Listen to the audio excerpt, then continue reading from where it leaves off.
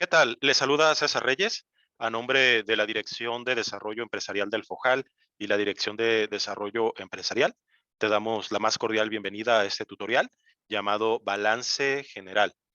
Este tutorial tiene el objetivo de guiarte para que elabores este documento con los datos de tu negocio, de tu empresa y que vas a requerir para tramitar un financiamiento para los productos financieros FOJAL Emprende y FOJAL Avanza. Como ya has visto en el tutorial anterior, el estado de resultados, este es un documento que representa también la contabilidad de tu negocio, los datos que contiene tu negocio. Y durante esta sesión, durante este tutorial, vamos a estar interactuando con este formato llamado balance general. Y en esta parte derecha vienen la guía de llenado, que también viene en la parte inferior del documento, así como el área para capturar.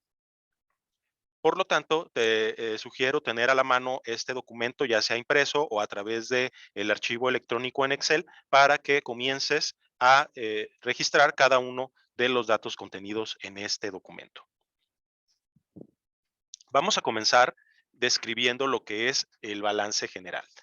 El balance general es como una fotografía instantánea tomada por tu contador con que representa un valor contable de tu empresa en una fecha específica. De hecho, este formato, en la parte superior derecha, encontrarás que tiene un espacio para indicar la fecha de la información financiera. Te sugiero que esta fecha sea la misma que estableciste en el estado de resultados que vimos en el tutorial anterior, que sea un corte a una fecha específica. Asimismo, tenemos algunas cuentas, algunos conceptos que corresponden a cuentas que enseguida explicaré. El balance general tiene dos lados. En el lado izquierdo están los activos y en el lado derecho está el pasivo y el capital contable. Es decir, esta parte de activos es lo que la empresa o tu negocio cuenta, recursos financieros, equipos, enseguida lo voy a ir explicando. Y la parte derecha es cómo se financian o de dónde proviene el financiamiento para estos activos.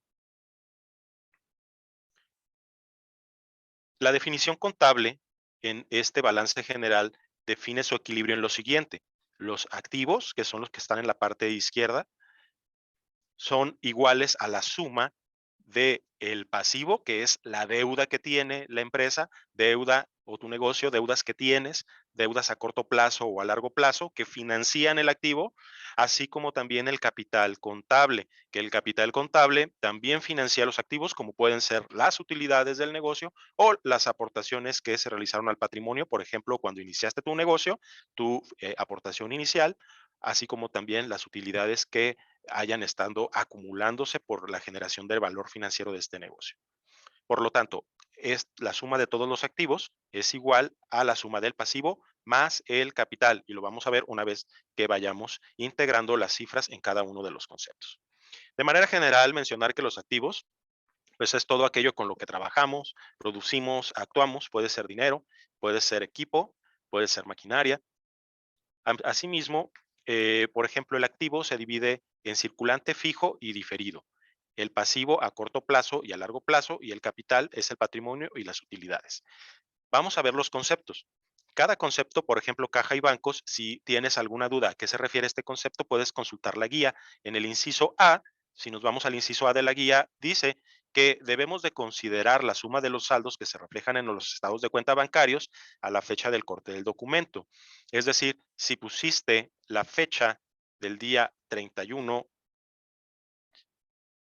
de marzo del 2022, entonces a esta fecha deberás de colocar las, la suma de estos estados de cuenta más incluir el monto con el que cuentes en tu caja chica. As- Asimismo, las cuentas por cobrar que se encuentran en el inciso B son aquellos montos de crédito otorgados a tus clientes. De tal manera que aquí en Caja y Bancos vamos a suponer que tengo una cuenta en cierto banco en la cual tengo un recurso, un monto de 5,000 pesos. Pero también tengo otros 5,000 pesos disponibles en mi caja chica, es decir, en el efectivo para resolver cuestiones diarias, cotidianas en el negocio. Asimismo, en las cuentas por cobrar es el monto de los créditos que le otorgas a tus clientes. Si otorgas crédito, por lo tanto, tendrás que sumar todas y cada una de las deudas que tienen tus clientes hacia con tu empresa, de tal manera que vas a indicar aquí el monto total. Si tuvieras clientes que definitivamente ya no te pagaron, ya consideras que son cuentas incobrables, ya no es necesario que las incluyas en este rubro. El inciso C son los inventarios. El inventario deberás de considerar el valor del costo de la mercancía o materia prima en el almacén. Asimismo, si tienes eh, productos en proceso o productos terminados. Al decir valor costo es a lo que te cuesta la materia prima o la adquisición de los productos que manufacturas o comercializas. Vamos a suponer que tengo 30,000 pesos de existencia en los inventarios. Automáticamente este documento va a sumar lo que son el total de activo circulante y establece un porcentaje. Como puedes ver, el 65% de mi activo circulante o de tu activo circulante se encuentra en inventarios. Vamos a continuar con lo que es el activo fijo. Recordar que el activo fijo son aquellas inversiones que no necesariamente las vas a utilizar para comercializarlas, más bien son medios que te van a permitir desarrollar tu actividad de negocio o de venta. Por ejemplo, el inmueble. Nos vamos al inciso E y menciona llenar este campo cuando el inmueble se encuentre a tu nombre, o bien considerar el valor mostrado en el documento que evidencia la propiedad, por ejemplo, el predial o el avalúo. Si tu inmueble es propio, está a tu nombre, podrás indicar el valor del inmueble en el cual desarrollas tu negocio. Vamos a suponer que tienes un local que cuesta 1,000,000 de pesos o que vale 1,000,000 de pesos, ¿sí? Y bueno, en el caso de que sea un inmueble rentado o no se encuentre a tu nombre, sea prestado o un local familiar, podrás indicarle cero. En el caso de maquinaria y equipo, nos vamos al inciso F, indicar el monto total del valor de los activos fijos referentes al mobiliario y equipo de oficina en estos dos incisos, dependiendo cuál concepto sea. ¿Qué diferencia hay entre uno y otro? El equipo de trabajo es aquel que se referencia a la producción, como son herramientas, maquinaria, o bien si comercializas y exhibes algún producto o debes de tener algún equipo que lo contenga, por ejemplo, refrigeradores, o que te permita realizar la exhibición de ventas como son anaqueles o básculas para poder realizar la operación de tu negocio. Todos ese tipo de equipos, maquinaria, herramientas, las puedes incluir en la suma en este rubro.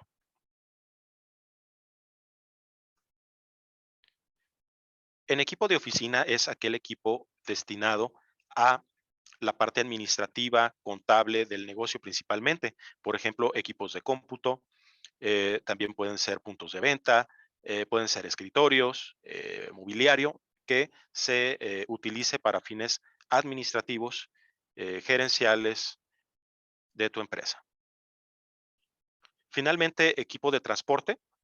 Si nos vamos al inciso G, es llenar este campo cuando el equipo de transporte se encuentre a nombre de tu empresa o a nombre de quien va a solicitar el crédito, a nombre del dueño del negocio, de la empresa.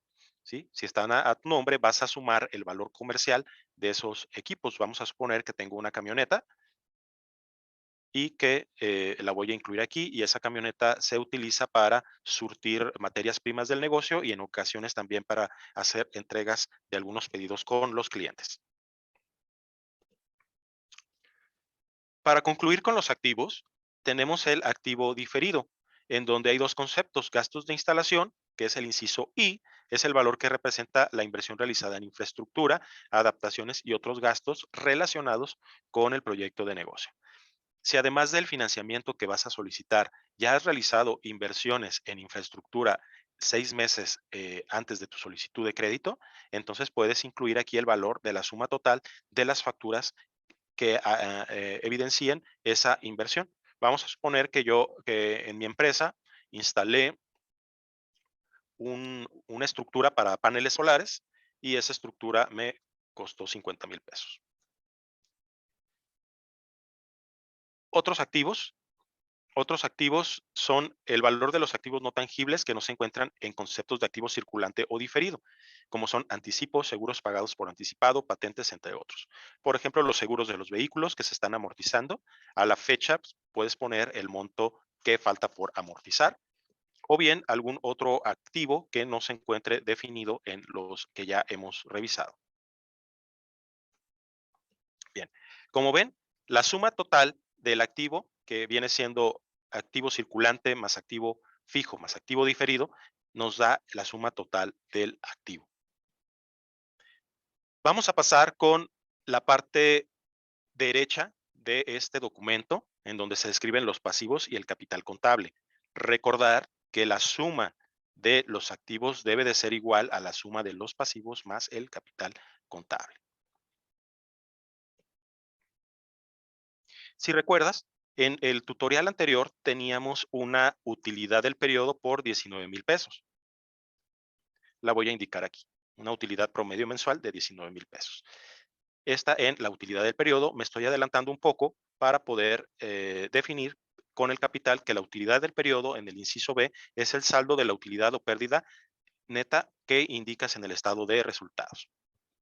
Si no has visto el tutorial, te invito a que lo revises, el tutorial estado de resultados, para que luego procedas al llenado de este documento. Comenzamos con los pasivos a corto plazo, que son los préstamos bancarios en el inciso M. Recordar que el corto plazo es aquella obligación con la cual tienes que responder durante el periodo de un año. Si tienes un préstamo bancario a 2 años, entonces indicarás en esta parte lo que se tiene que pagar durante este año, es decir, del 31 de marzo del 2022, que es a la fecha de corte, al 31 de marzo del 2023, la responsabilidad a corto plazo, y la diferencia a largo plazo se indica en préstamos bancarios en este rubro de largo plazo. Entonces voy a poner un préstamo a corto plazo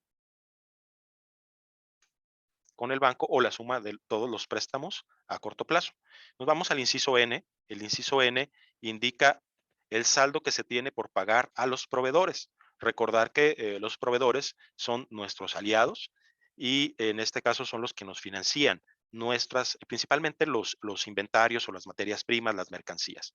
Se caracteriza por ser una deuda a corto plazo, generalmente a 30, 60, 90 días. Entonces vamos a indicar el monto que le debo a los proveedores.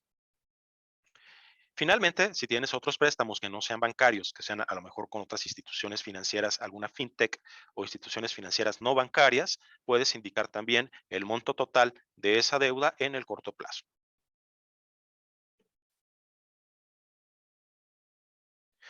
Continuamos con lo que es el largo plazo, el préstamo bancario, lo que tengo que pagar en préstamos bancarios después de un año, y otros préstamos que pueden ser con otro tipo de instituciones que no son bancarias.